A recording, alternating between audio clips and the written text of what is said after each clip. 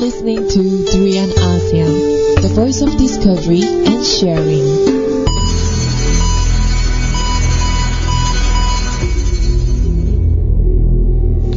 Welcome to ASEAN BIZ, your only choice for business updates covering ASEAN countries. I'm Andrew Chia. And I'm Eric Chong. And we bring you business news on everything that happens around the world that involves ASEAN countries. Our Durian main story today is Gen Y financial woes. But before that, let's look at our current business update on the topic of TPPA.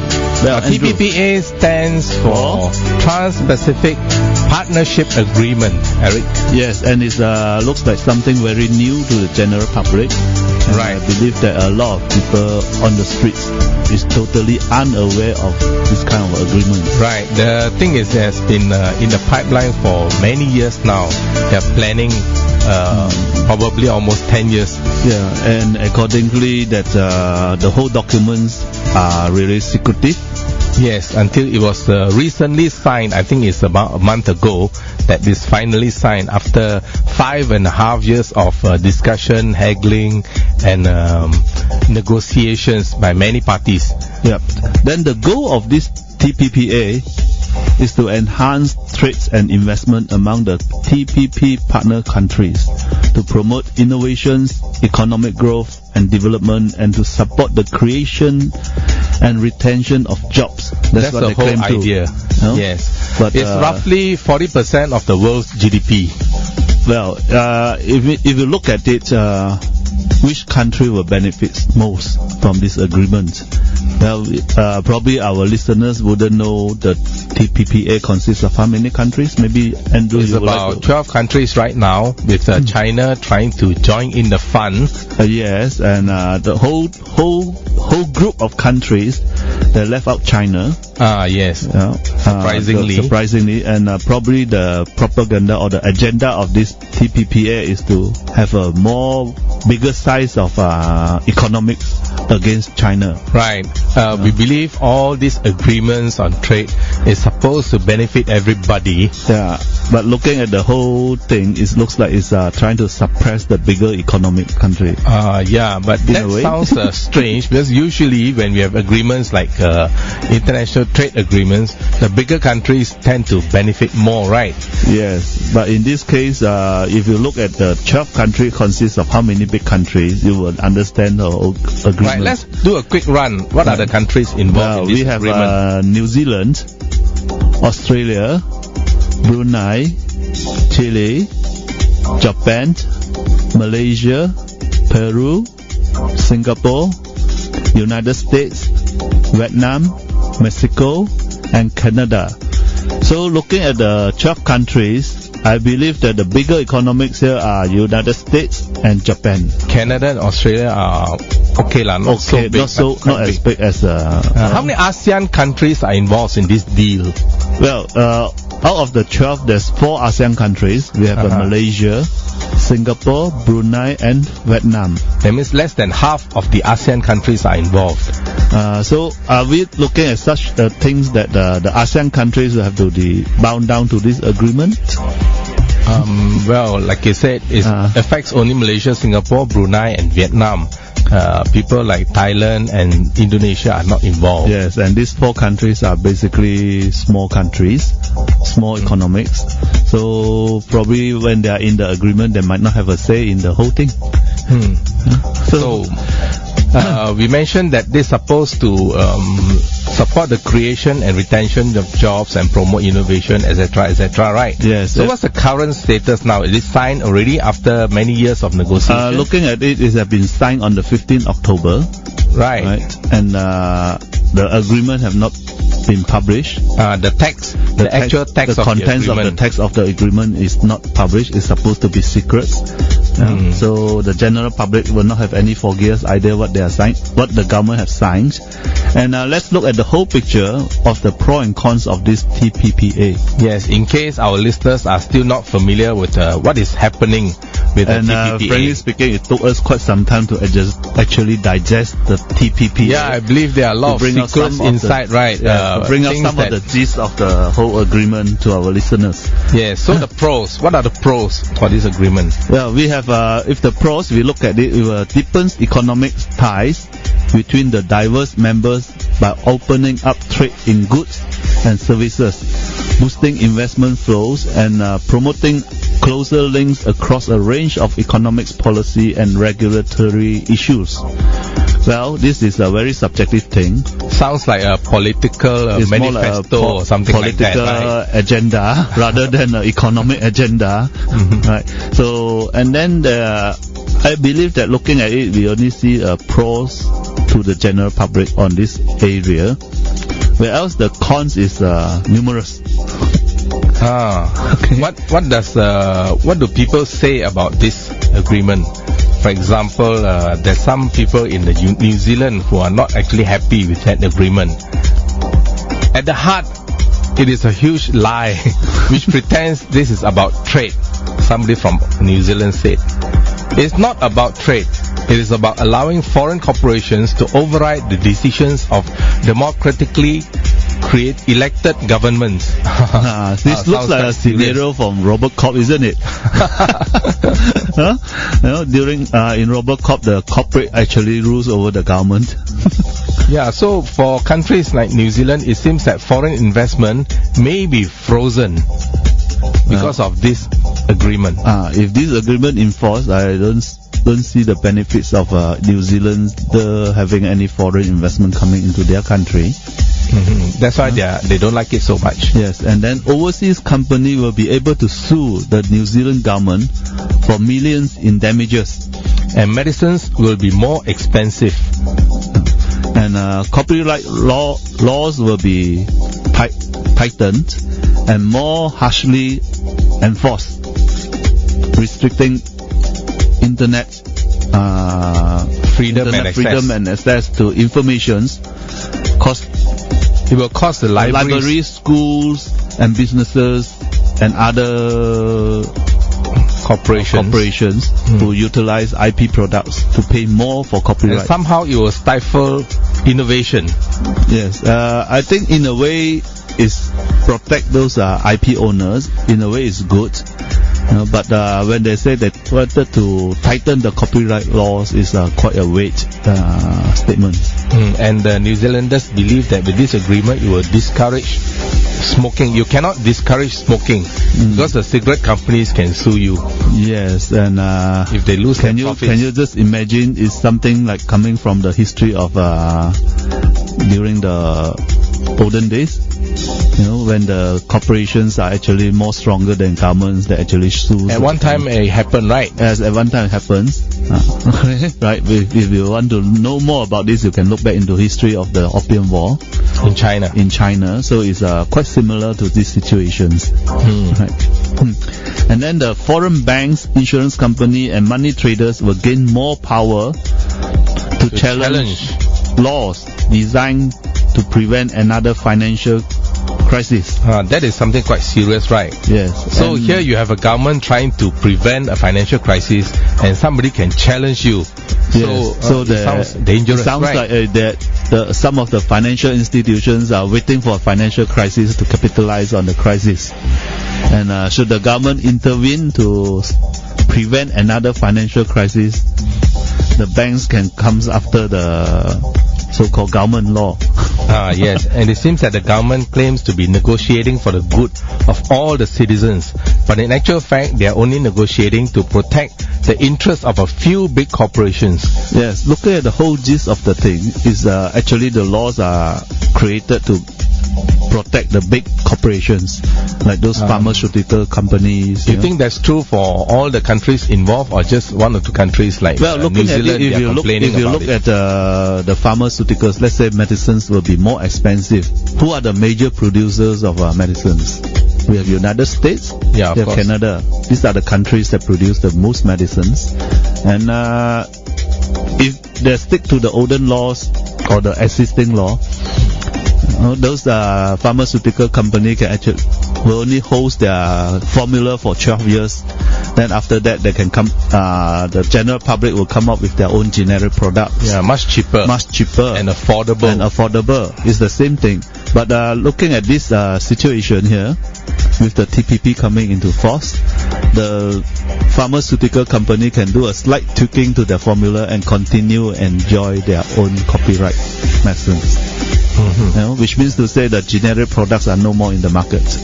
That's why we have a lot of critics for this TPPA. In Malaysia, Dr. Mahathir was quite against this TPPA right from the start, isn't it? From the start it is, yes, because maybe Dr. Mahathir is looking at the general public point of view rather than on the government sector point of view. The thing is, strangely, even in the US, Obama started this TPPA, but right now, Hillary Clinton, and a majority of the Congress seems to be opposing it.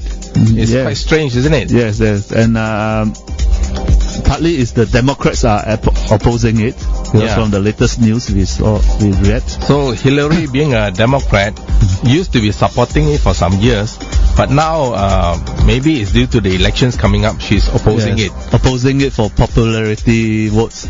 But of course she says it's for the good of the country. Yeah. Okay, we wait to see. We are just more people who are unable to change anything. We just have to voice our views, that's all.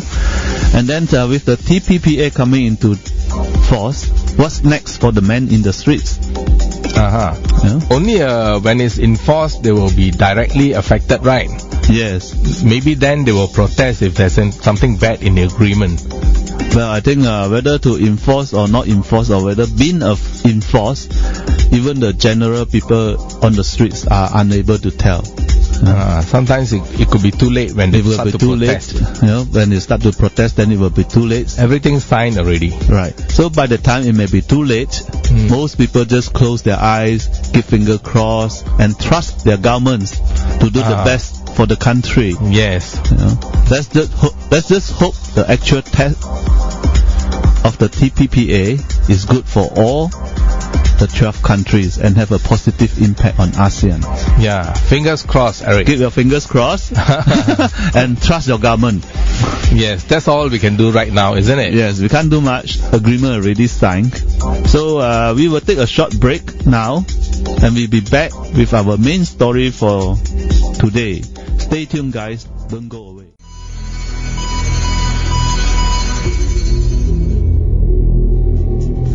Welcome back. You're listening to ASEAN BIZ, and our Durian main story today is Gen Y financial woes. But before we bring on our main story, Eric is going to share with us his funny business moment, and the title of his story today is The Biggest Lie. Thanks, Andrew. These two students were arguing when their teachers entered the classroom. The teacher says, "Why are you arguing?" One boy answered, "We found a $10 bill and decided to give it to whoever tells the biggest lie." "You should be ashamed of yourself," says the teacher. "When I was your age, I didn't even know what lie was." The boy gave the $10 to the teacher. Okay.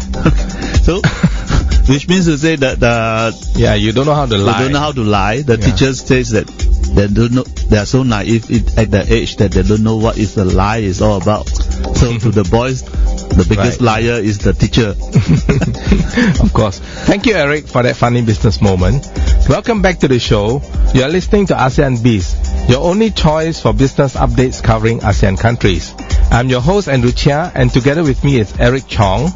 And we bring you business news on everything that happens around the world, which involve ASEAN countries. The title of our Durian main story today is Gen Y Financial Woes. And this story is brought to you courtesy of research done at CEFIS, the Centre for Financial Intelligence Studies based in London. So Andrew, what is Gen Y is all about? There are a few definitions, Eric, about what Gen Y is all about. Some people say that people born between 1997 and 1994. Yes. Some put it at about mid-70s to mid-2000s.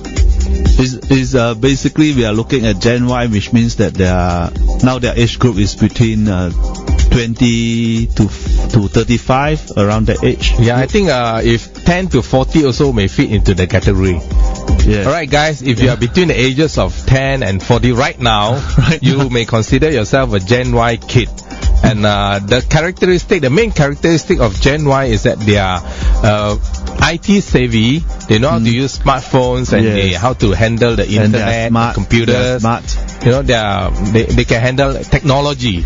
They handle technology. So actually, they surpasses the knowledge of those called baby boomers, the earlier ones. So for you baby boomers out there, if you also can handle technology, which maybe less than the majority can. So are we talking about ourselves? I think we can handle more or less. Borderline of the age of the baby boomers. Okay, we are exposing our age. Actually, having said that, there are some Gen Y people maybe those who are less educated, right? Yes. They can't handle technology. Yeah, but majority of them are actually very good at technology. Yes, we are talking about and mostly. Very good at so-called gadgets and information. They have information up to date. Right. So what is this thing all about comparatively? What are the other generations that we are talking about? We have Gen Y. We have Gen Y, we have Gen X. The baby boomer. We have baby boomers, and we have the, what they call it, the greatest generation. Maybe we just, Andrew, enlighten our listeners a bit what you mean by the greatest generation. Greatest generation, that means those people who fought the war. World War II. Okay, they are the greatest generation. So after the World War II, they are the one who rebuilt their countries after the war. Yes. Yeah, and they are the one who bring in the new economic changes after the war. So these people are 70 years and above today. And at that moment, they are the most innovative group of people. Yes. They come up with various products, various innovations, and so-called various business opportunities. Right. So with this kind of greatest generations coming to baby boomers, then shouldn't the Gen Y generations will have no problems? But why are they still facing financial woes? And what's the problem with Gen Y nowadays? Probably, Eric, is because greatest generation will spoil the baby boomers, and the baby boomers will spoil the Gen X and Gen Y kids. Yes. Probably baby boomers who are now at the age of between say 50 to 70, they are either still parents or they could be grandparents. And being parents and grandparents, sometimes you tend to spoil your kids, your grandchildren, right? And looking at the psychological thing of the whole thing is that these baby boomers during their early age, or maybe their childhood days, they've been deprived of a lot of things. They didn't have a good life. They didn't have a good life. They've been deprived of fast food. They've been deprived of good toys. They've been deprived of modern technology, right? And when they have kids, they tend to spoil them. Yeah. Because when they have kids, their income will improve, and they tends to buy more toys for the kids. So the Gen Y don't actually have to work very hard to have their needs. Actually, there's something that a lot of people overlook. The Gen X and baby boomers, or even the greatest generation, they may not have so many material things, and so much physical comfort. But they are very hardworking. Yeah, they are actually happy in their own way, right? Yes, they are very happy. They have friends, they have love, they have a clean environment, not so polluted last time, right? Yes, nowadays people also have a lot of friends. They are virtually a lot of friends. Yeah, virtual friends. Virtual friends. And can you imagine I have thousands of friends. Facebook friends. Right, yeah. Those days, you have real friends who actually go out to play with you in the gardens, in the jungle. Or go to movies. Today you go more to restaurants and aircon places, right? Yes. Rather than outdoors. So basically it's something to do with money. And money can lead to other problems such as health, relationships, and happiness. So yes, that's what the Gen Y people are facing now, isn't it? So when they say they have money, they can solve all the problems. But how come when they have money, they still have so much problems? One of the things, Eric, is that today they need more things than previously. Say the baby boomers, they don't need to pay for their houses, their cars, and smartphones, and there are so many toys and gadgets. Can we extend our big thanks to all those manufacturers, those marketeers who say that you need this to be stand out in the society. In a way, you need it, Eric. It's just a matter of how we control and use technology. Can we say that it's a promotion of consumerism that causes the Gen Y to be so addicted to so many things? Addicted to so many physical comforts and gadgets. So today you have income which is more than previously, but it's not enough to support the lifestyle. Yes, and when they have a lot of unhealthy lifestyles, especially you can see a lot of Gen Y people are going clubbing. You know, they drink, they have late nights, they stay on the phone for too long, they stay on the internet for too long, which causes them to have a bad posture. So bad posture will comes a lot of problems. So the health problems that includes hypertension, heart attack, strokes and cancer. Then we have relationship problems include domestic quarrels and divorce. And problems with happiness include homeliness, depressions and suicidal tendency. Yeah, nowadays there are a lot of lonely people, right? Lonely people. Despite having so many friends on social media, yes, people still feel lonely. And we have seen quite a lot of youngsters tends to be committing suicide nowadays. Right, yeah. Yes, the slightest rejections, they felt that they can't take it, they have to take out their life. So this is a very sad situation, and I think the parents got to play a very important roles in this kind of environment. A lot of these problems actually can be traced back to money, right? Yes, because the parents are working very hard to buy the next iPhone for the child. Yes. Eric, you must remember, Gen Y people are not all kids. They can be as old as 30, 40 years old, right? Yes, that's true. But so they have their own set of problems. They could be buying toys for their own kids. You know, so they are feeding So that adds to their financial pressure, where if they don't have money, they have to borrow more, and get into debts. Yes, and they need to catch up with the Joneses. Yeah. Their kid wants an iPad, they probably have to swipe the card. Start the cards and get an iPad, get an iPhone. If more toys are needed, probably they need to get into personal loans, right? Personal loans, and if they want to service their loan, they work more jobs, they take on more jobs. So in a way, the older generations, like the baby boomers, they didn't have so much comforts and toys and so many things to play with, but they didn't have debts. For example, even those days, if you want to buy a house, you must have 70% of the cash cost of the house value. Cash. Yes, and the banks can lend you only about 30% to 40%. And nowadays it's the other way around. You don't even need to have you just have sufficient money to pay for your loan agreement is good enough. Yeah, you can get 90% or even up to 100% loans to buy stuff. Actually, is this good or bad?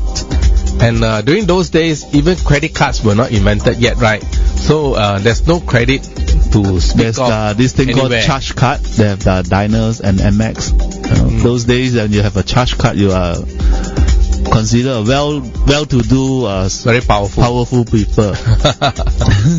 And then the new study was conducted by the ASEAN Institute of Finance. Okay, in short, it's AIF.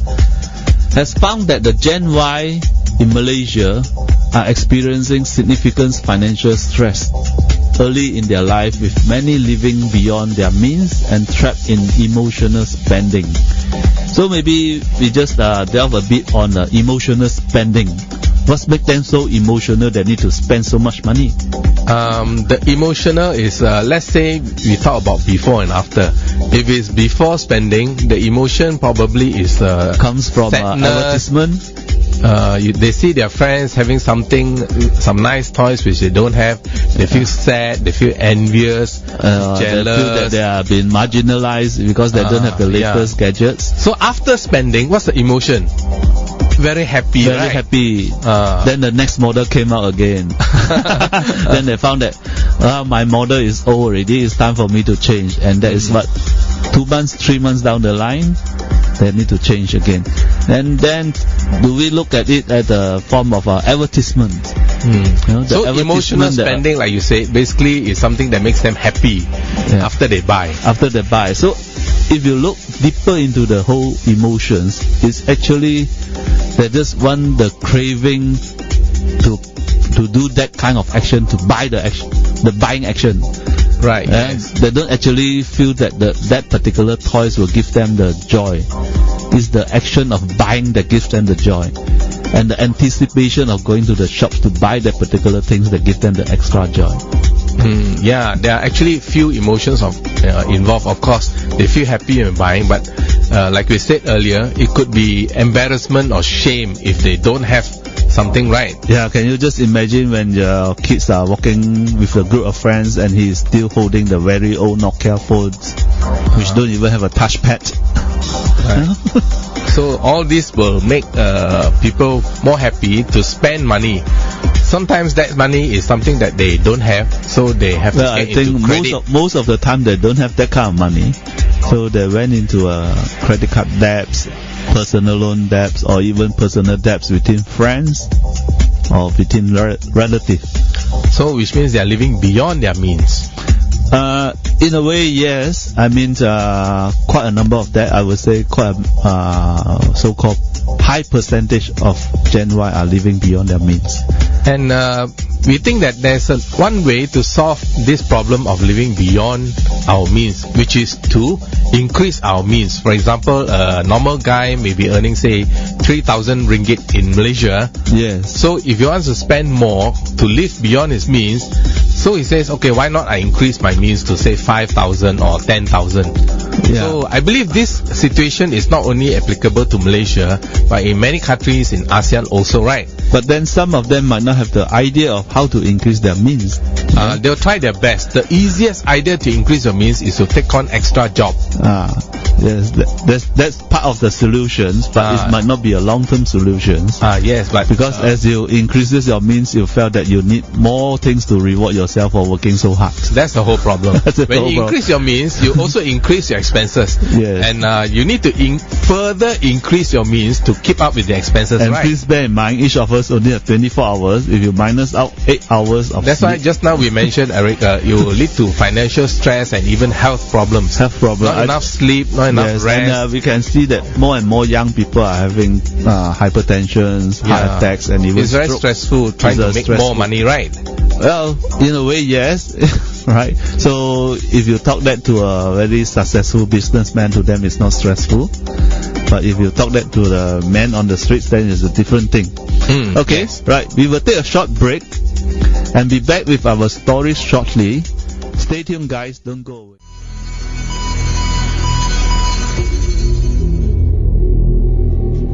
Welcome back. You're listening to ASEAN Biz, and our Durian main story today is Gen Y financial woes. But before we continue with the concluding part of our story today, let us take a short break to get a health tip from Eric Chong, our health and fitness coach. Eric runs the 100 km marathon himself, and his health tip story for today is weight loss and running.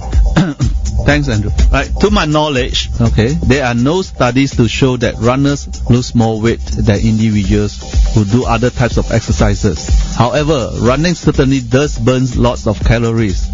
And if you are running regularly, you might decide not to eat as much, figuring why you do it, which means to say that a lot of people keep running, they felt that they want to put in more. If you are putting all that energy into running, but even if you run a marathon every day, you wouldn't lose weight unless you consume fewer calories than you burn.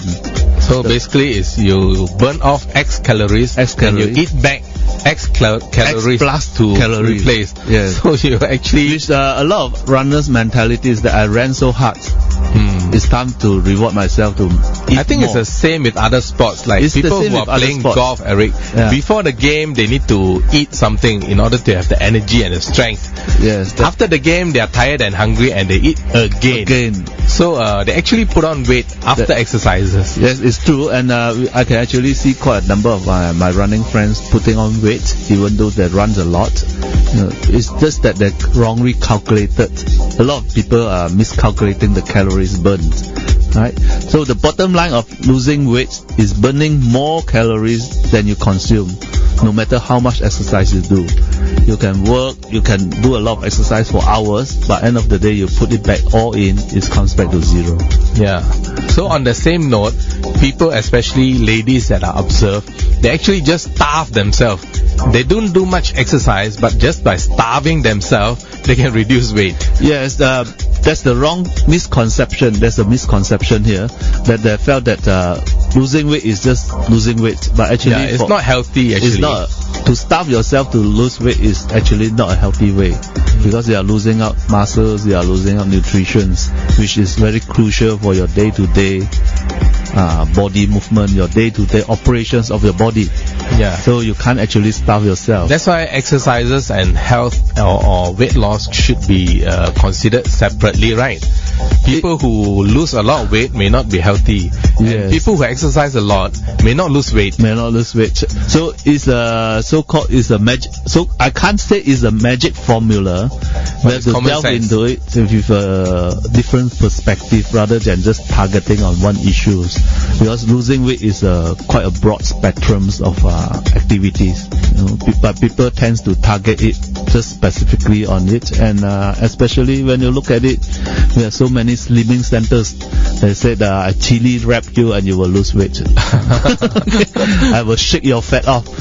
That's another kind of so-called marketing gimmick. Okay, so well, people like to lose weight and look nice, isn't it? Especially ladies, they want to look good, have a slimmer body. I would say the psychology of the whole thing is that people always looking for the magical pill for losing weight.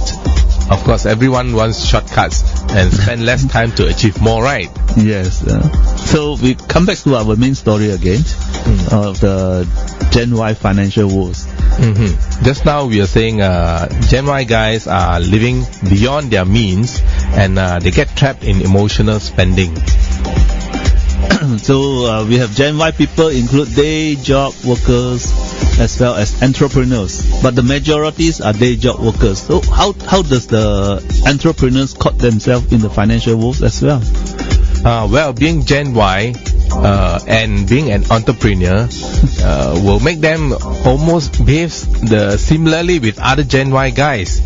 Just because you're running a business does not mean that you're now no more a Gen Y kid, right? Yes, it's true. Your age group is still in the Gen Y. You still need to keep up with the Joneses and keep up with your friends. Yeah, especially when you are entrepreneurs. Yeah. You can see that your business counterparts are driving big cars. Then you found that, hey, we are doing the same business. How come he can drive big cars and I can't?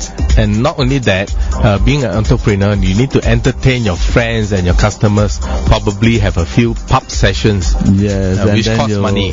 You bust more credit cards along the way. Right, yeah.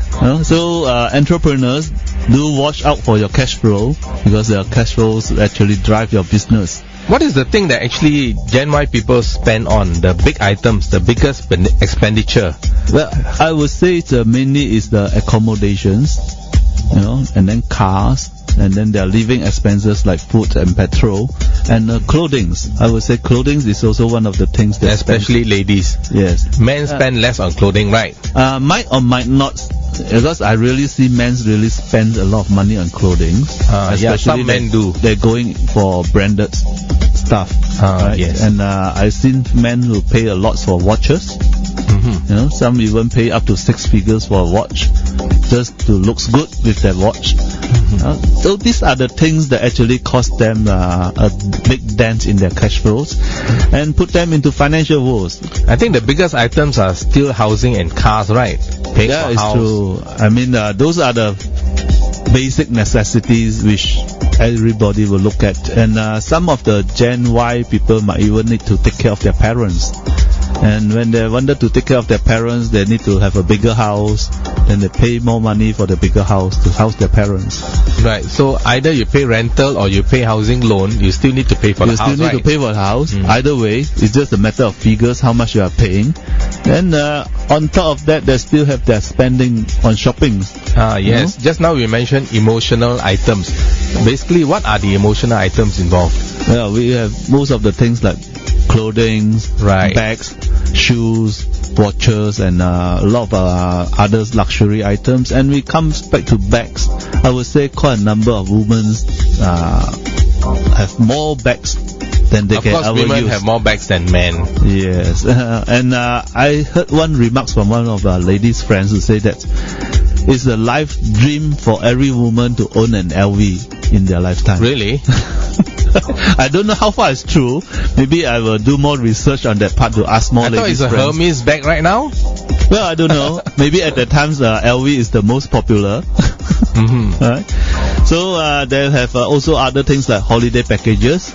Yes, I noticed young people go for holiday packages very often nowadays. Yes, and I can especially see on that social media and Facebook. They they post, practically don't need to work and they can go for long holidays like 2 weeks, 3 weeks. This kind you know of how they holiday. manage to do that? They book in advance, a year or two in advance, where they get very cheap rates. Yeah, that is for the airfare. But of course, some are really smart travelers. They can travel very cheaply on a shoestrings and still enjoy the sceneries. But I believe no matter how cheap it is, you need to spend quite a bit of money, right? Traveling. Yeah. It's in a way, you still need to spend money, but of course, you don't deprive yourself because holiday packages, when you go on vacation, is an experience. Right. You know, when you can get that experience, is much better than spending on material things. Material things will just wear off, but experience will stays with you. Especially the photos, right? Yes, the photos, and You take a lot of especially when you feel that you travel through the countries. Let's say, for example, you travel in China, you can travel to numbers of provinces on a backpack. It's a kind of experience. Even in ASEAN countries itself, they go to places like Vietnam or even Cambodia, Laos, somewhere that nobody has been before. Their friends don't go there. Their friends probably go to South Korea, so they can show their pictures. Now I'm in this place, it's Ho Chi Minh City, or Yangon. Something nice. And for me, I travel so much, quite a bit, and I would like to go to isolated places. Where nobody goes. Not so popular. Sites, right? And major cities are actually not in my traveling list. My traveling list are all the isolated rural areas. So it's in more a way, fun, right? It's more fun. Closer to nature. Closer to nature, and you see different things.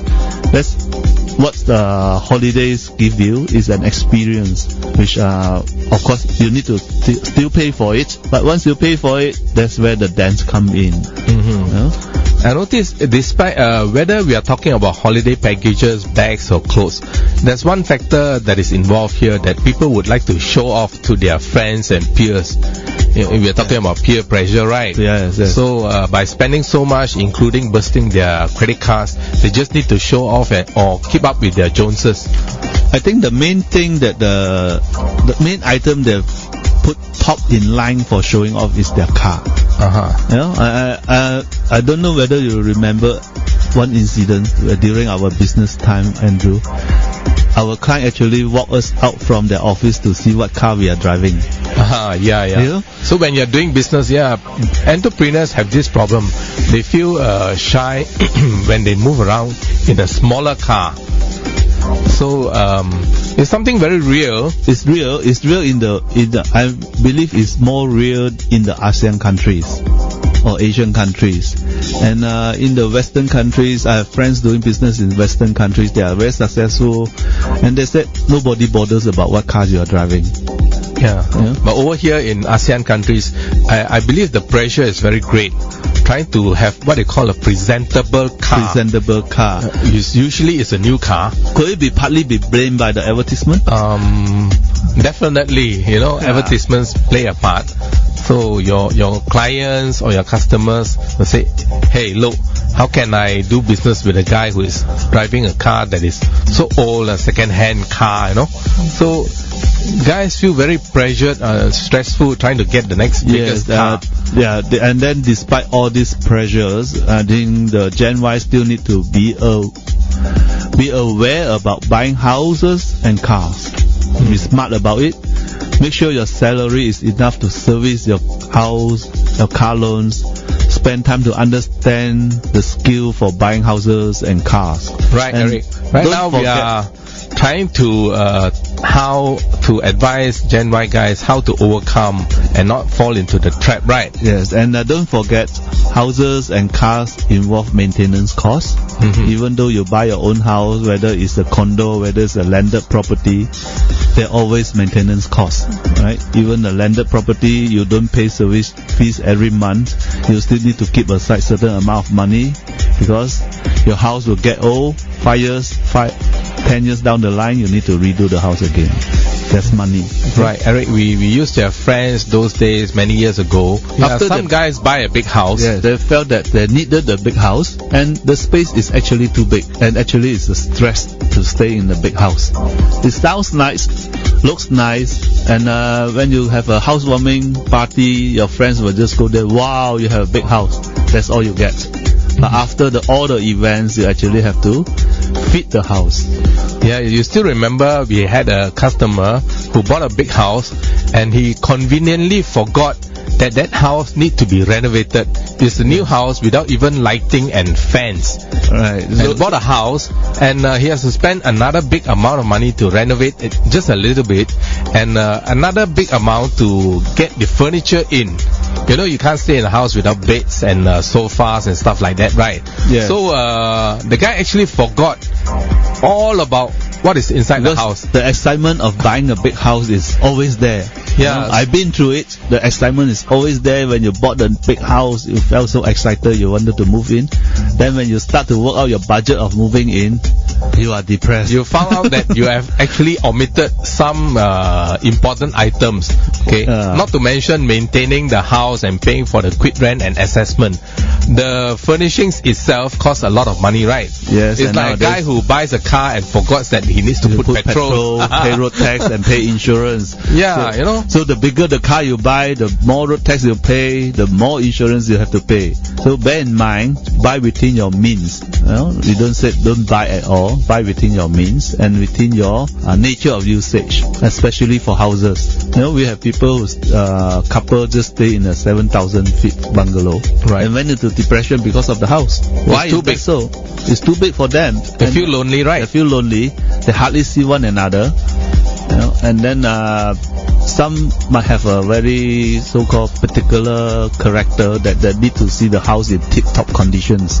Yeah. So they're always keeping an eye on whether some things are out of place. It's so stressful, right? And it's very stressful. And I actually have customers went in depressions. Rich people went in depression because of the house. It's actually a medical disorder to want to see everything without a speck of dust, isn't it? Yes, yes. So in a way, I think Gen Y or Gen X or baby boomer out there, okay, please practice financial intelligence when it comes to spending. So exactly what kind of financial intelligence, which part of financial intelligence that Gen Y people need advice most? That is practice financial discipline and emotional control. Right, yes. Understand that you may not be able to show off money that is in your bank account, but by showing off your big house or car can cause your bank account to get into negative territory. Yeah. Okay. I remember not too long ago, our former Prime Minister, Dr. Mahathir, posted an interesting comment on the Facebook. He said this: don't go and buy a bag costing 500 ringgit with nothing inside. Just buy a $50 bag with and 500 put ringgit $500 inside the bag. You know, this is very, very good advice for everybody, including the Gen Y it needs people. certain wisdom to actually understand these statements. And I believe that some might not be able to catch the gist of these statements. But anyway, please practice emotional spending and discipline with your money. It's something that your friends may not be able to see. That is your bank account, right? Yes, Nobody because can see how much money you have you in the won't bank. be flashing your bank account to your friends. Yeah, you can flash the car or your So bag. your friends will only see what phones you are using, what watch you are wearing, and what clothing you are wearing, and what cars you are driving. Right. So you should be happy if you have a lot of money in your bank account and a smaller car or even a smaller house. That's the better way to manage your At least financial affairs. anything smaller is less stressful. I've been through it. Let's keep it that way. Okay, so we should say thank you to CENFIS, the Center for Financial Intelligence Studies, for coming up with some tips and articles on this topic. If you want more information about financial intelligence, you may visit their website at cenfisacademy.com, or you may want to write to their writer for their books and publications at andrew@andrewchia.com. Sounds familiar, right? Yes. And our Andrew is right here with you. Or you can just drop a few questions in our Facebook page. Right, yeah. During ASEAN, our ASEAN BIZ. So, alright folks, That's all the time we have for today. Thank you, and we hope you enjoy the show. We'll be back with a brand new story for our Durian main story on ASEAN BIZ in the next edition. Bye for now.